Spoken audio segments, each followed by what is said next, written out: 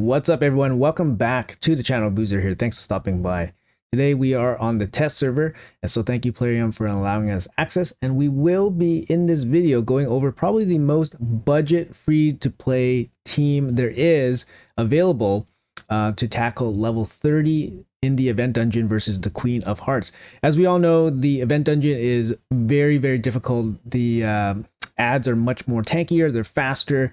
There's a lot of things going on, and it's been a little bit difficult to find more accessible teams for everybody.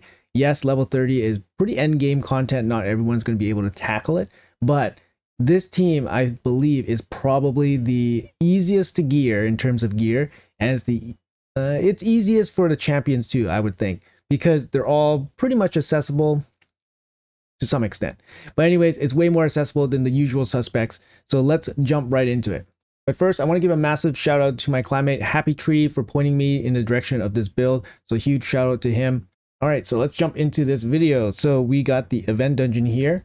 So I did go over the nuances of this dungeon in the previous video where I went over the Geomancer strategy and the Geomancer team. Obviously, we can farm the pinpoint gear here, and I'm pretty sure there's going to be event dungeon tournaments eventually. So trying to farm as high as you can in the event dungeon is really good.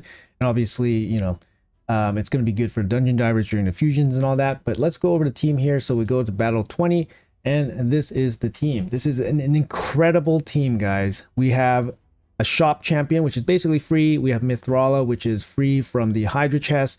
We have Lydia, which is free from Faction Wars, and we have 2 Void Epics. So we got 3 Legos that are basically accessible in the game, and then we have 2 Void Epics. I don't know of another team that is as accessible as this in terms of champions. I know the Void Epics will gripe some people because they're Void Epics, but you know, in the end, they are easier to get than legendaries, specific legendaries, for example. But anyways, let's go over what this team is all about. So first things first, against this team, the biggest trouble minion or champion is this Kaja. She's 300 speed in this matchup. So you have to basically control her, otherwise she's going to cleanse off all debuffs, boost their team's going to get a turn, and then your team's going to get crushed, most likely. The other important thing to note is that the Queen of Hearts does have a passive that gives her an extra turn, allows her to cut in on you if you place too many buffs. Now, this could be a good or a bad thing, so you can use this against her as well, so that you know exactly what her skill order is. In this team, it actually does take advantage of her passive to kind of manipulate what skill she uses and at what time. So we'll go over that as well during the run. For us, Jakaro, incredible CC. We have to use Jakaro to control the Kaja.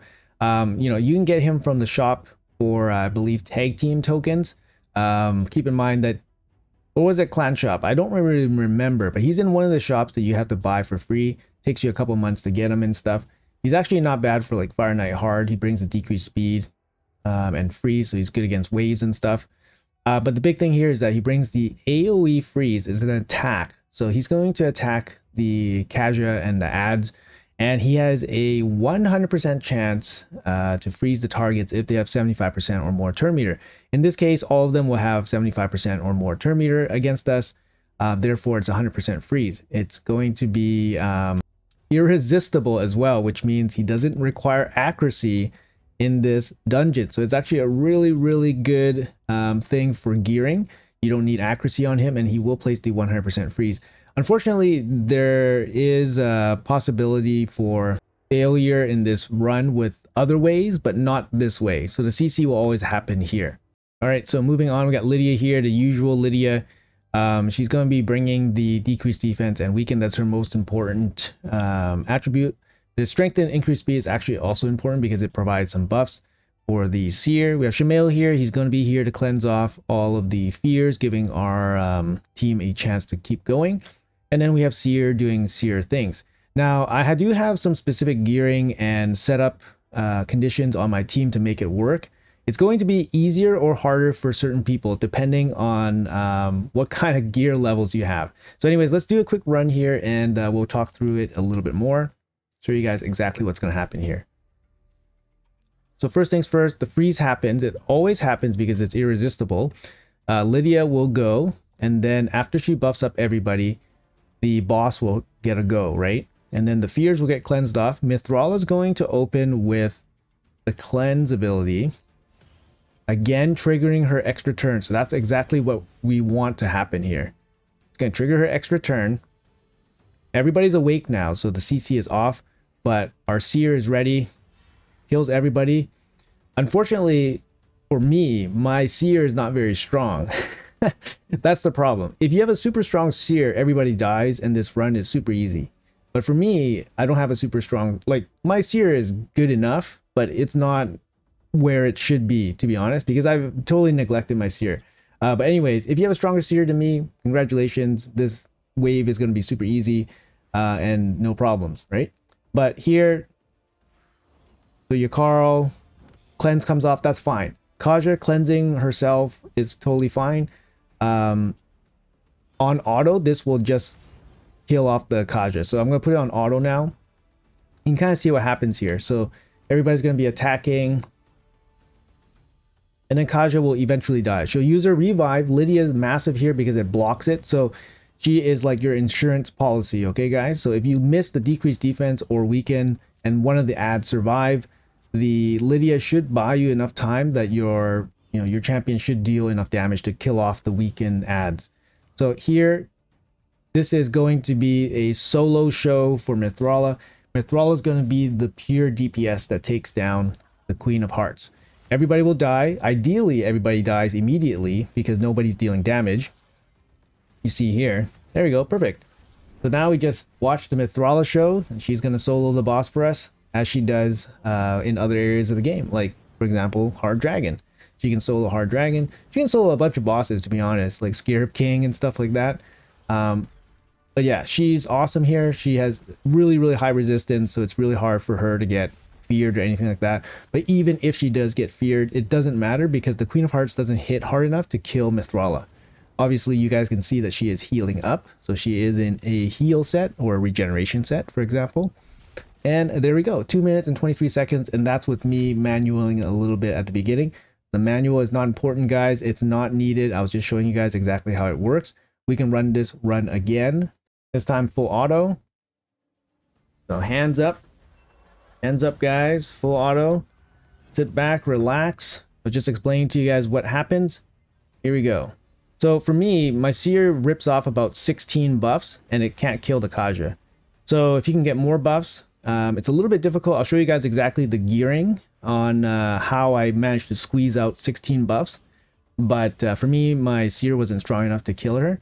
And I'll show you guys my Seer as well, so you guys have a good gauge of exactly what I'm working with and what you guys need to work towards or do better than to have this success. So you can see here Kaja just has a little bit of life left, but it should be enough to be taken down by our team if our team was properly geared up.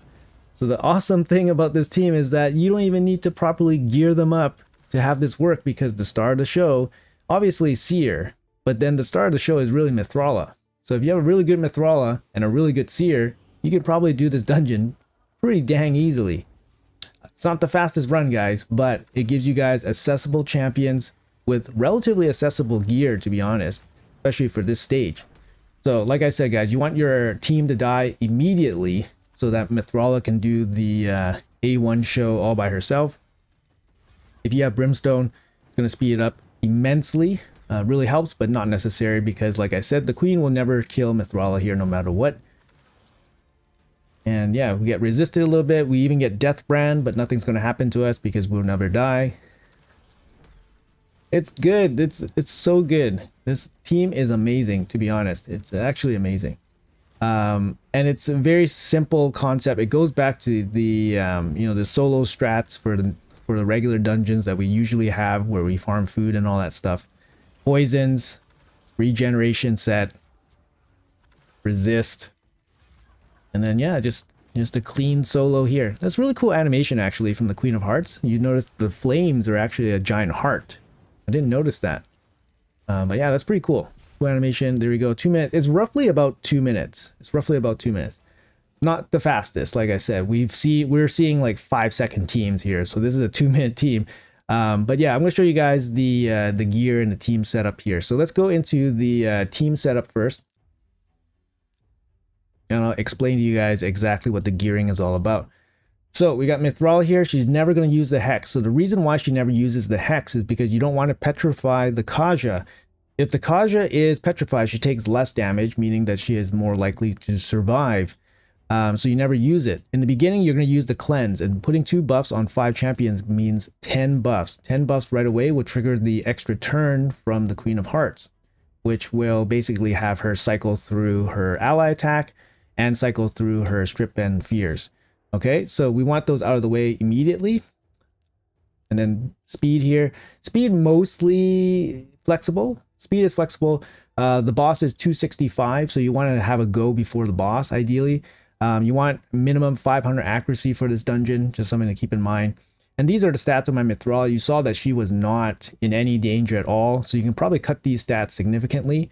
Maybe even 60k HP might be okay. Obviously, you know, having more is just extra safe. After that, we have the Lydia here.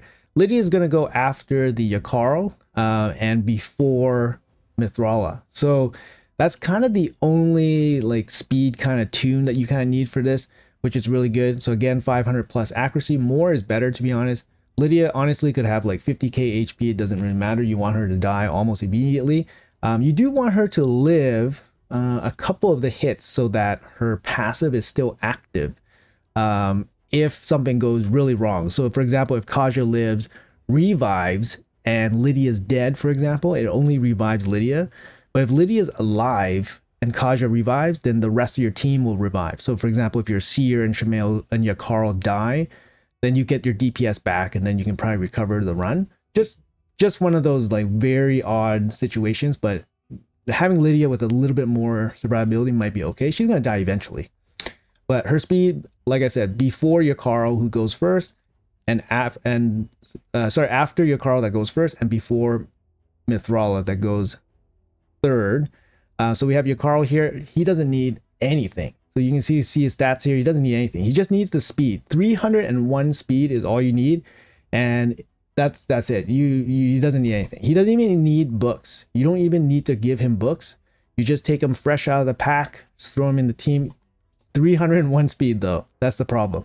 No accuracy needed. If you have damage on him, great. And he can pitch in some more damage to kill off the Kaja. The big thing with the Kaja is that if you can kill her straight up, then you don't even have to worry about it. Here's my Seer. 212 speed. The speed is very flexible on her, so you don't need her super fast because everybody's frozen and all that stuff. I have 360 crit damage on her. Karma burn, and then that's it. Shamael, you can see my Shamael. It's pretty funny. He basically has no gear on. So let's go over the actual gear pieces. Right, so here's my Mythrala. She's in a regeneration set. You can kind of see I try to take some stats off of her to make her basically just test her in a lower stat range. She's at 80k HP, and she's very comfortable dealing with the Queen of Hearts by herself. So you can even cut these stats down a little bit, like I said. Fully booked, of course, you want the 100% chance on the poison.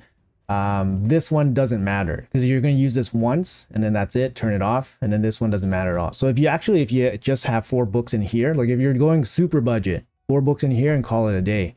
You do need the blessing though. The blessing with the brimstone speeds up this run significantly, so it really helps. You don't really need it against the ads, or it's not like a game breaking it's not a game breaking blessing to have or not have, but it speeds it up. Masteries here.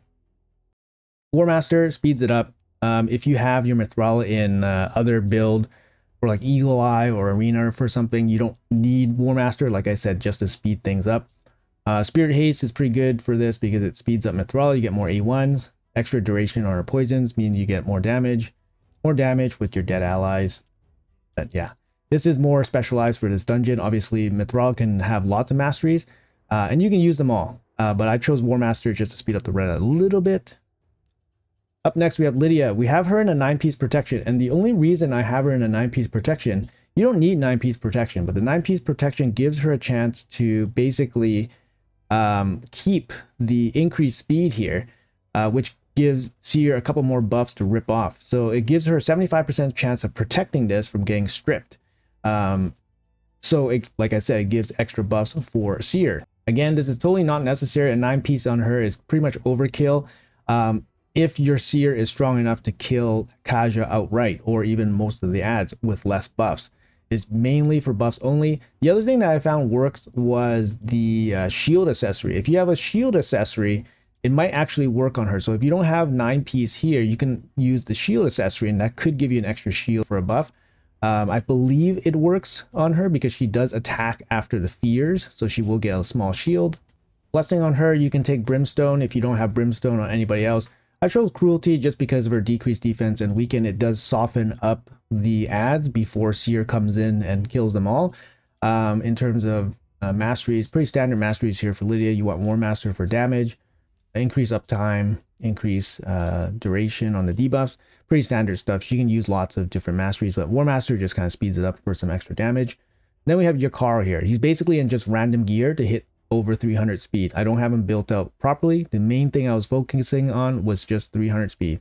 No masteries. You can definitely gear him out properly, like a 300 speed nuker for some damage. You don't need books. I booked him out kind of like automatically because I'm on the test server, but you don't need books on him because you're just going to use this once and then he's just going to die or do nothing. So you don't need anything on him other than 300 speed. You don't need accuracy or anything like that. Amazing. After that, we have the Seer. So the Seer is super important for his team, of course. And this is my Seer. I have her in 30% ignore defense gear. So 25% from lethal, 5% from cruel, 30%. If you have a 6-piece merciless set, you're already dealing 5% more enemy defense than me. So that would be a better option. But I'm cranking 360 crit damage and I can't kill the Kaja. So this is a problem, right? I'm also running only a 3-star blessing. So if you have a 6-star crushing rend Seer, you're going to do a lot more damage than me, and this run will be a lot easier for sure. So if you have a better Seer than this, it's going to be easy for you guys. So I took Flawless Execution. You're going to want to take Ruthless Ambush for the first hit damage boost. You're going to want to take Opportunist because they're frozen. Everything else pretty standard, I think. This one's a good one for some extra damage. Other mastery is not necessary for her. But yeah, these are the stats on her. I gave her a Blood Shield Ring. I don't think it's necessary at all. I think this is just from dungeons and stuff. I took off the banner just to lower her stats and speed a little bit, just to show you guys that what's workable. 212. I think you can even go down a little bit lower, to be honest. She just has to take a turn before the boss laps her. I don't think it's possible at 265 speed for the boss. And after Seer, we have a Shamael. Basically, Shamael's in the bolster set here because bolster gives a protective buff that cannot be stripped off. Basically, Shamael doesn't even need gear. He's just here to cleanse the fears, but he does need to survive, I believe, the first ally attack. So he needs to survive one AoE from Cupidus. But for me, it was just having the accessories was obvious, was enough. He doesn't need speed or anything. If he has damage, that's fine. It helps kills the Kaja. So you can gear him out properly and he'll help you kill the Kaja, for example. But yeah, that's why he's geared like this with the bolster set. Bolster set just to provide some extra buffs. Phantom Touch here for the blessing, just for some extra small damage. He does have War Master from a previous build, which helps him do some damage, which of course is helpful, of course. Everything else I think we covered. If you have a blessing for Jakar, you're going to take Cruelty. It's going to soften up the ads a little bit. And I think that's about it. Yeah, so start of the show, we got Mithrala here. In terms of substitutions, I don't know if Mithrala can be substituted. Maybe another champion can solo this boss just as well, because Mithrala just brings 2 buffs here on the whole team, so that's important because it triggers the strip. And then she brings the poisons. So perhaps there is another champion that does that can also solo the boss with the regeneration set. Keep in mind that the boss will fear you, so you do need something with super high resistance. Otherwise, you're just going to get feared and the run's going to get slowed down. But it's unlikely that the boss would be able to kill any kind of champion with these similar stats in a regeneration set. So you're probably safe anyways, even if you get feared in the solo fight. As for the Lydia, like I said, you don't need the 9-piece protection. The protection set is here to give me a 75% chance at saving some of the buffs so that my Seer can strip them off. Again, this is a problem with my Seer just not being strong enough. So like I said, if you need if you need the buffs, then that is an option. And I made it work for this team. But if you have a 6-star seer, Crushing Rend seer with a better, better setup than me, then you can kill the ads without all the extra buffs. Your Carl, like I said, 301 speed. That's all you really need. And then flexible speed afterwards with the Mythrala and Lydia, as long as they go before the boss at 265. Let's run the run one more time just to show you guys how it works. There is, obviously chance to fail. The chance to fail here might be if the decreased defense and weaken like fully falls off Kaja and she takes like no damage. But it's going to be something like that. The Lydia aspect can fail this run if most of the ads don't die. For example, like here, Venus doesn't die. I found that Venus doesn't die once in a while, but let's see how it works here. It should be okay, but keep in mind that my guys aren't properly geared up. So if they were properly geared up, like your car would not be doing 875 damage against Kaja, for example, right? But yeah, it's just to show you guys what can be done, what's possible and all that. So we did kill all the ads. We did kill the Venus, and then we did block the revive with the Lydia. So Lydia is very, very important for this comp. I think maybe Ghostborn can improve this, maybe, if you don't need the buffs from Lydia. But I think Lydia is very important here because she does do the buffs, which trigger the attack, which is very important. So she's probably irreplaceable here. And Seer, I mean, if you have a nuker that can nuke the waves, another nuker, I guess it's possible. Shamael passively removes the fears. I guess it's possible to maybe have a cleanser in his spot at the perfect time. Like it has to be speed tuned and timed perfectly. I don't know exactly where that speed tune point is, so I'm not too sure. Maybe it's immediately after the Mythrala turn, and then you have a cleanser happen right away, maybe 1 speed less, for example. It's possible. But right now, Shamael is just an easy way to deal with the fears. Not even properly geared and all that. But anyways, folks, hopefully you guys enjoyed the video. It's a really nice team. I think this is probably the best free-to-play option we have out there in terms of champion accessibility, gearing accessibility. Yes, the seer is really strong, and you need a pretty good seer to do this. This is level 30, guys. We're not, doing stuff. We're not clearing the stage with KO and Apothecary after a week, okay, guys? So let's keep it real. Hopefully you guys have a good Friday and have a good weekend lined up. Appreciate you guys watching. Let me know in the comments below what you guys think about this team. How are you guys doing in the event dungeon? If you guys are new here, make sure you guys hit that like and subscribe button. It really helps out the channel and all that if you guys enjoy the content and you want to come back for more. So have a good one. I'll see you guys in the next video.